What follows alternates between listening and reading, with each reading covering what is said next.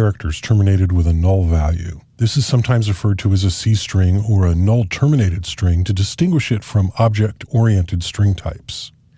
The character type is an integer type of a size suitable for holding a single character, which is 8 bits on most common systems. A string in C is an array of these characters terminated with a 0 value, so this 6-character string takes up 7 values in the array. Let's take a look at this in code. Make a working copy of cstrings.cpp and we'll paste it here into our working project. And I'll double click on that and open it in the editor. So here we have that same string, 6 characters long, and this is actually taking up 7 bytes inside of the array. See, we print it with cout and we also iterate through the array with a for loop.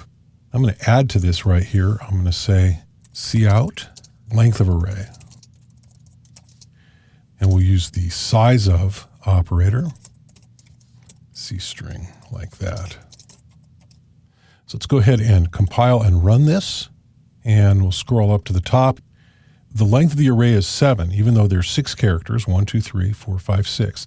The length of the array is 7 because that 7th byte holds the null. So you see, this is built into the C language. I initialize this array like this. I make a character array and I initialize it with a literal string, and it's actually adding that null byte to it. It's putting all 7 bytes of that into it. So that literal string is actually a C string. It's an array of characters with a null terminator. And that's a built-in paradigm built into the C language and also, of course, in C++.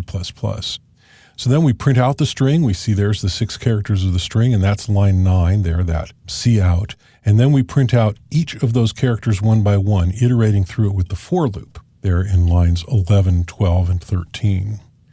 So C strings are a very simple form of strings, much simpler than the string class provided by the C++ STL. For circumstances where you don't need the power of object-oriented strings, C strings are simple, they're small, they're fast, and they're very commonly used even in C++. Now let's delete the